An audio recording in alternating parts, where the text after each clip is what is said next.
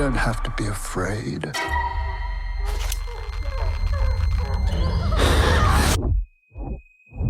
God has great plans for you.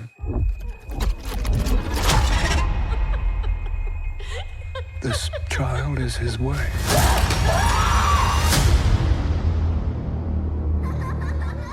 There's this girl at the orphanage. I think that she really needs someone to look out for her.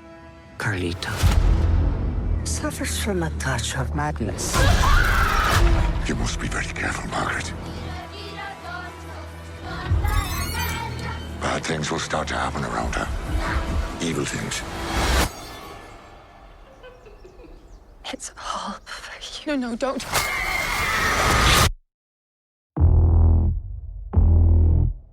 What does any of this have to do with Carlita? This church has maintained power for thousands of years. Lady will stop at nothing to keep it that way.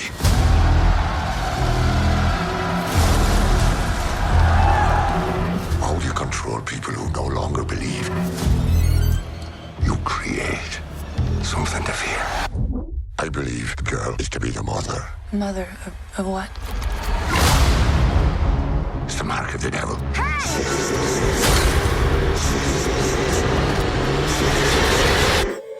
It's not real. It's not real. It's not real. It's not real. It's not real. What's not real? Who said that? This is very real.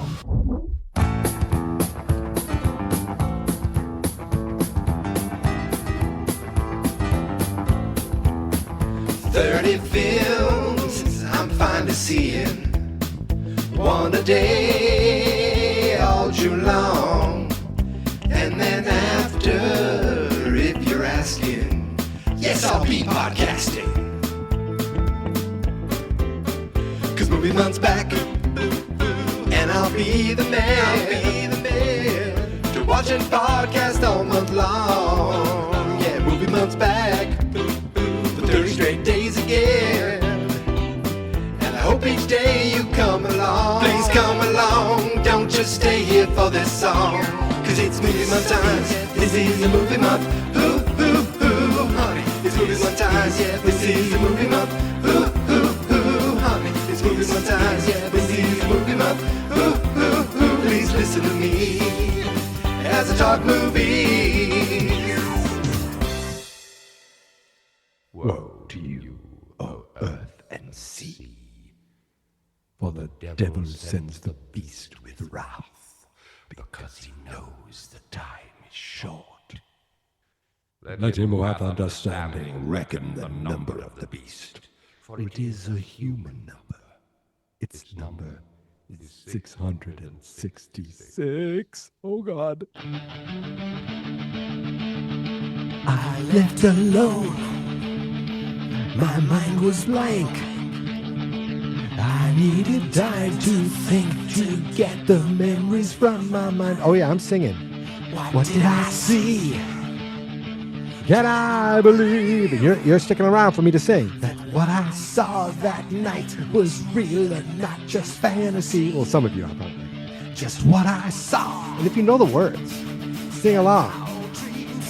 In my old dreams were the reflections of my Walkman staring back at me. 'Cause in my dreams, it's always there. The evil face that twists my mind and brings me to despair. Yeah, I'm not going to try to do that.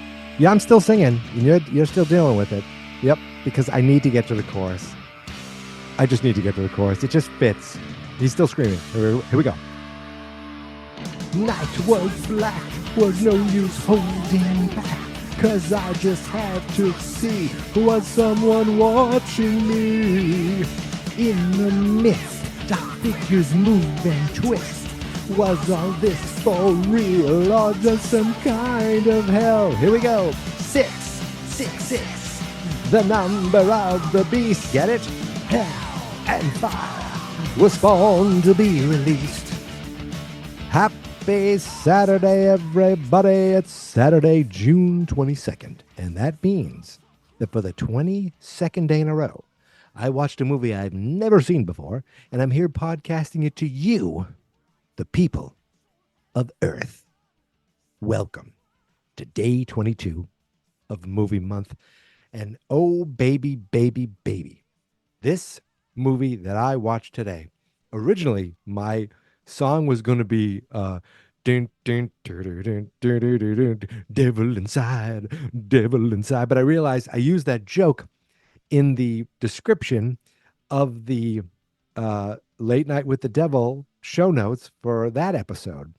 And I said, well, who cares? Nobody cares. But I cared. And the more I was watching today's movie, and a couple things came up: the mark of the beast, the number of the beast, 666, and it made me think of my all-time favorite band, Iron Maiden, with their 1982 hit "Un Number of the Beast" from the album Number of the Beast. So the song is "The Number of the Beast," and the album is "Number of the Beast." Did I get that right? Wait a minute. Nope, I was completely wrong. They're my favorite band, I swear. But the album and the song is called "The Number of the Beast." Whatever. The point is I've loved that song. It's always scared me as a kid. As a kid, it scared me. And then when I realized that Iron Maiden were just a bunch of like nerdy guys who like to write about fantasy and horror and history, I said, oh, then, and he sings "La." I am a metalhead, but only really for the type of metal where they sing, not where they go. Blah, blah, blah, blah, blah. Has nothing to do with today's movie, except for the fact that this band that I'm talking about recorded a song 40 plus years ago about the number of the beast, 666. I'm angry with myself. I'm happy with myself that I watched this movie. This is a wonderful palate cleanser from the big budget monstrosity that was Jurassic World Dominion. This is a much smaller movie, but with some good special effects in it, a much better written movie, a much better directed movie, just a much better overall movie than yesterday. If you can tell right away, I'm very happy with today's movie, the first Omen. What I am not happy about, what I am upset with myself, is that I didn't watch this on June 6th, on 6/6. What a dummy. I didn't know. I didn't know that this was going to be something specific to 6/6, and I didn't know how. I knew it was devilish. I knew it was going to be rather devilish, but I didn't know that it was going to have a date that I just passed by. So um instead of the first Omen, let's go back and look. And on 6/6, ooh, I did watch Insidious: The Red Door on 6/6, so that's kind of ghoulish. That's horrorish. So it's not exactly what I wanted, because this would have been a better fit for that day, but it still somewhat works. Um, I just freaked out. I had a piece of tape on my foot. I crossed my legs, I put my foot up, and I touched something, and I thought it was a giant bug or something. I just threw it, and nope, it was just a piece of plastic. Ooh, that scared me. So the first Omen, I looked at this movie like I look at, or like I saw, I thought it was okay. Another kind of let's stretch out another franchise. The Omen is a classic, the original Omen, classic movie. I remember being freaked out. I remember as a kid all the time, well, kid or teenager with my friends saying, "This is all for you," and just always being creeped out by that. And I never saw uh, the Damien the Omen 2. I never saw the Final Conflict, I think it's called, with Sam Neill, of course, from famed terrible movie Jurassic Park Dominion. I never saw the remake in 2006. So this is only the second Omen movie that I saw, or it's the first Omen movie that I saw, right? Because it's called The First Omen. Get it? Hilarious joke. Thank you, Mike. You're welcome, Mike. Um, yeah, I went in just thinking, this is another kind of, oh, let's do a light horror movie, kind of, let's get as many people as we can get in there and make it a, a kind of horror light, I guess, for lack of a better way, because I already said light horror, horror light, that we get in some of these movies where they're spooky, they're scary, but they're not like horrific. This movie was horrific in the most wonderful way. This movie was spooky. It made me cover my eyes, and I have beautiful eyes. I don't want to cover them.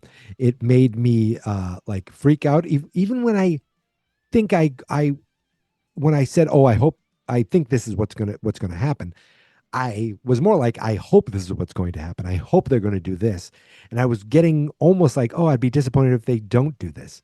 But not only did they do what I thought they were going to do, but they did it so well, even when you saw it coming or when you thought it was going to be there. I don't know if I saw it, if it's quote unquote saw it coming, but um, even when you realize, oh, it's what I was hoping for, it was done in such a good way that I was just completely captivated and freaked out by this movie the entire time. I like the on the nose, you know, um, this is what's happening.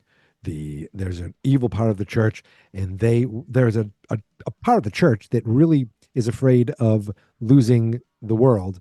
And to fix that, they're going to bring forth the Antichrist to scare people back to the church. That's kind of what their goal is. But there's also some really well done subtext of really a woman's kind of right to choose and forced to give birth, like that. And I can't say like, oh, look at that, look what I picked up on, because I assume that is very much intended, but it wasn't missed on. Like I didn't miss that, and I didn't look at it like, oh God, look what they're doing here. I thought, oh, cool. Well, cool is not the right word, because it's not like, oh, this is wonderful to see this horrible thing.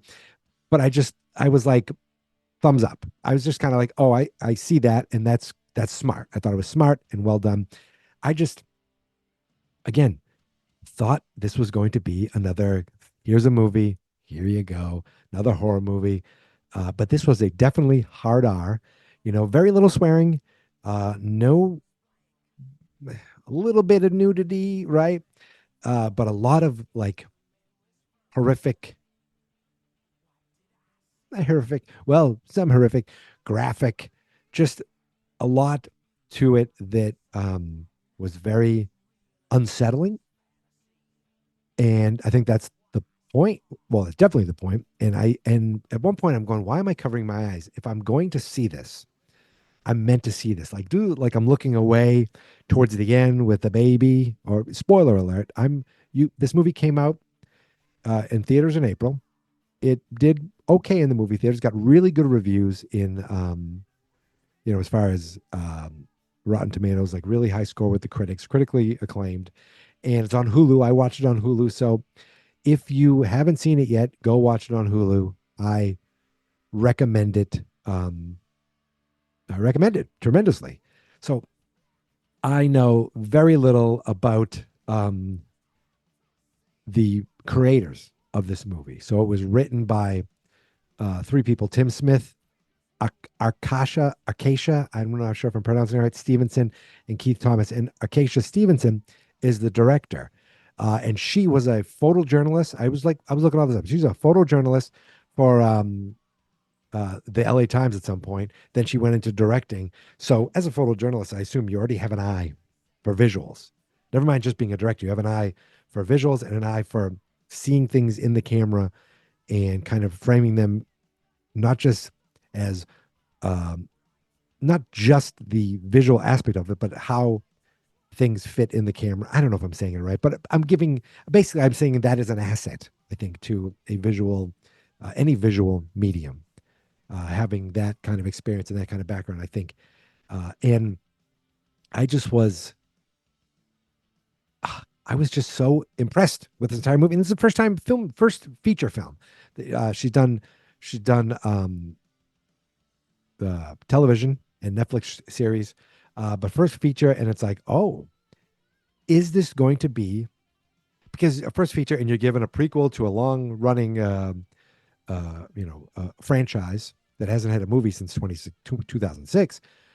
But she did also co-write it, so it wasn't, I don't think it was just given to her. like, here, direct this movie. Here's a first time director. Here's everything. Go direct it. So she seemed to have a real, part in the creation of it as well, being one of the writers. So now it's like, oh, when I see this name the next time, it's going to make me say, oh, I want to watch this because this is from the director of First Omen. That's um, I'm trying to heap praise and heap compliments on this movie as much as I possibly can. So the story is of a young woman who comes from America to Rome to become a nun. And she lives in this convent that they take care of young girls. But there's some spookiness going on. There's one girl who's being kept away, and she's uh, kind of roommates. I don't know if she's roommates or she befriends another young woman who's going to become a nun.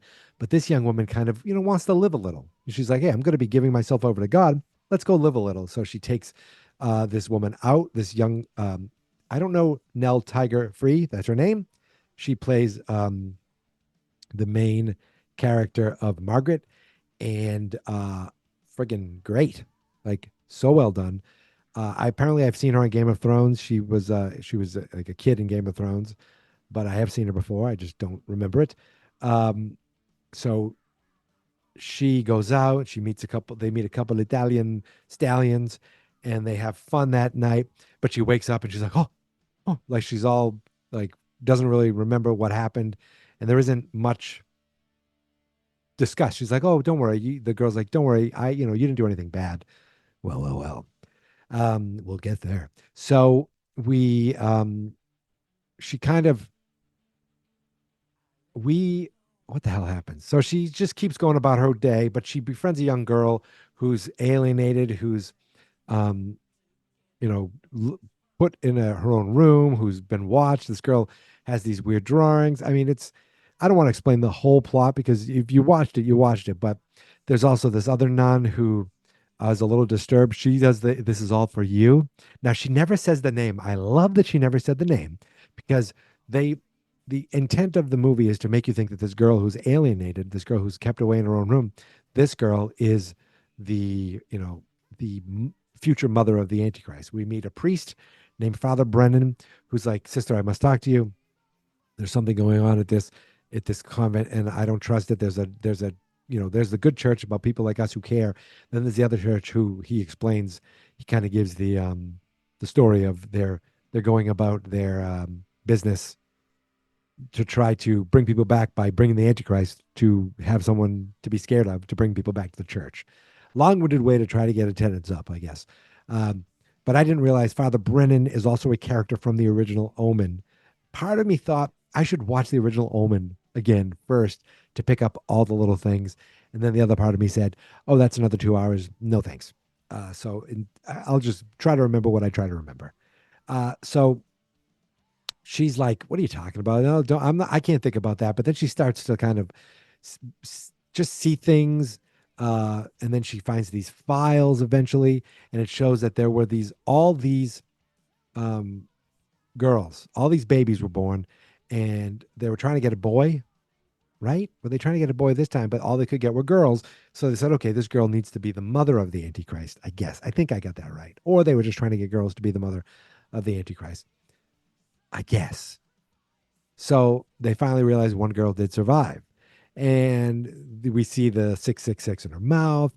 And then it turns out I didn't, it wasn't like it was spelled out, but they were probably little things along the way where this Margaret was having visions. Now, it early on, it made it seem like she's had, maybe hallucinations. I don't know, if like some sort of mental health issue early on. Of course, we come to find out she has probably had these visions and these hallucinations because A, she was a daughter of this beast, and B, she was then basically raped by this beast in a very Rosemary's Baby type style scene.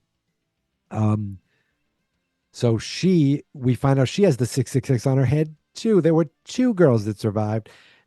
So maybe it's a twins thing. No, but two girls survived. No, they're not twins because they're not the same age, but they are basically half sisters. So then we find out, there was something they're looking for you. Why are they looking for me? Well, and they said something about it's the process gets sped up. You were so we come to find out she was already impregnated, and then there's this really well. First, there's a scene where she sees someone giving birth, and like it's very just violent, and we see a hand, literally a hand reaching out of the woman, the womb. I guess I don't know if that's. I think that's the right term. I don't know. I'm trying to not make it out of the out of the woman, the hand, and I don't think that happened. I think that was her hallucinating or vision, having that vision because of what um, I don't know if it already, I think it already happened to her because she starts having those visions. And at one point, you see hands on her, you see a tongue on her. It's gross and scary, and it scared me. Then I mean, incredible scene of her really just starting to go into labor. Like right, they people track her down, they crash her car. We think maybe the priests are dead. I never see the young priest again. The old priest comes back at the end.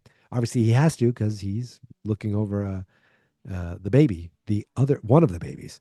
But I mean, it's this real creepy scene where she's like um convulsing and it's just all her. I mean, there's probably some noise and sound effects, added in, but it's just like, all right, Nell Tiger Free, like do it. And then the camera just stays on her, doesn't cut. There's no zoom ins. It's just watching her do it. And it goes on and it goes on a little longer than I think it's going to be. And then it's just like, I mean, it is graphic, there's, like water breaking. And I mean, it's like, um, it's just, what's the word? It is effective. It is effective, and it is like whoa, and it's just like, they take her away, and we next find out that we watch the birth, and the birth is violent too because it's like they're just cutting her open. She's trying to they sew her up. I mean, it's not they don't leave her to die. Well, they do, but they don't leave her to die at first. And we find out what is it? What is it? And there's two babies, twins. Um, but these kids are the Antichrist, right? So we find out that they're a boy and a girl. They're all excited because all they care about is the boy. So they're like, "Can I hold him?" And we notice that a scalpel is missing from the table, and I'm thinking, "Oh my God, no, no, no, no, no! I know this baby's the Antichrist, but I cannot deal with this. Please, no, no, no, no, no." She uses the knife to kill the priest, Bill Nighy. He is a priest who looked over her for years, and he loves her, but really, he's just wants her to give birth to the Antichrist. And oh, you're doing wonderful things for the church, and he can't, all about how you're serving God. Oh, it was crazy. She stabs him in the neck then she threatens to stab the baby, but she doesn't. Instead, that young uh, nun that she was friends with that took her out, really just to set her up, also stabs her. She survives, but she stabs her. They all get away. The baby gets away. They leave her and the baby girl to die in a fire. The girl who, we kind of was the red herring to, is this the Antichrist? The whole time she comes in, saves them. They get away. They go hide somewhere. Father Brendan somehow tracks them down. Years have gone by. So this girl's a little older. And they're like, we know about your son. Your son, they gave him a name, Damien. And then it ends. But there's also a girl. So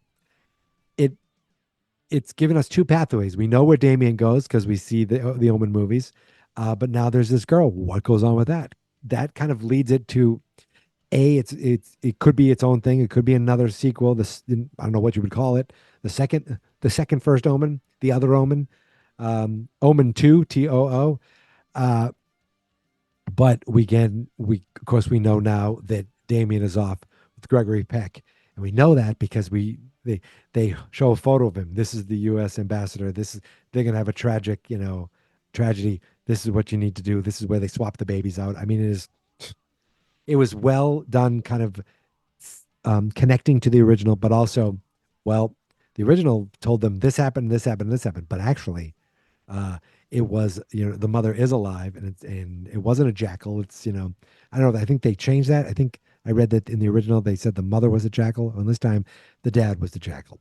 The mom was just this kick-ass nun, but even though she almost a kick-ass almost none. I really don't have any faults with this movie.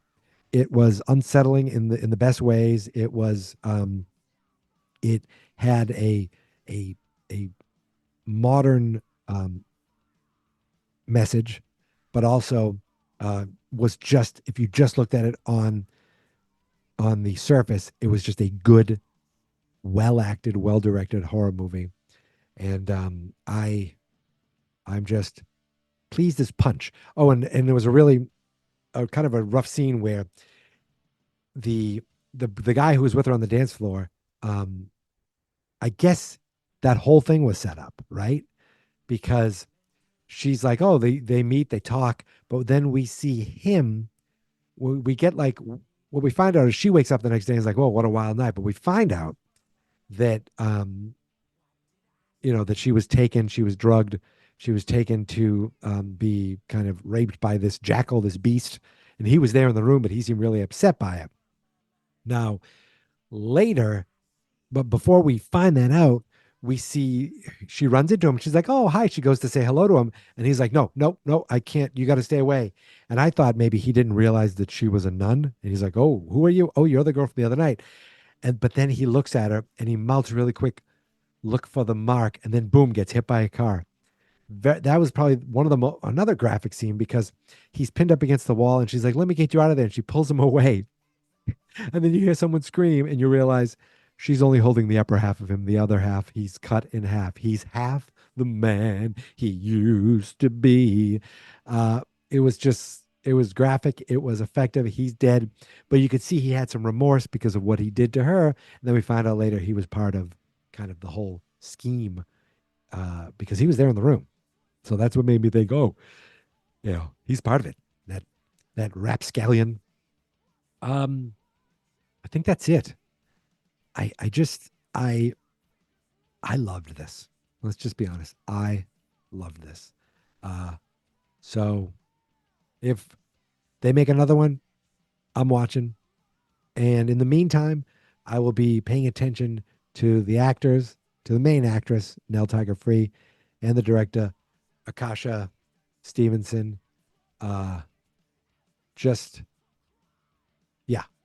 Just like you have a fan in me. So I look forward to seeing what they do in the future. I'm saying that like they'd ever listen to this podcast. Well, I mean, this podcast is made for the people of Earth, and they do qualify. So maybe. All right. I think that's it. I think I'm done. It is Saturday afternoon, but I'm probably not going to get this up and out to you until later on.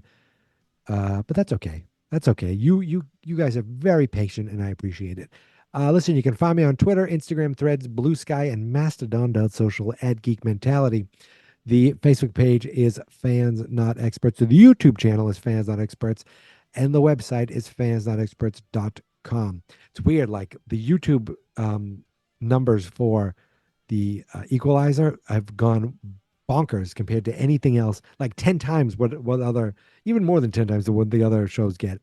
And I think people maybe are just searching to try to see if the Equalizer is streaming on YouTube. Someone put it up, so they're trying to, like, we have a movie podcast, and the Fugitive numbers are in the thousands.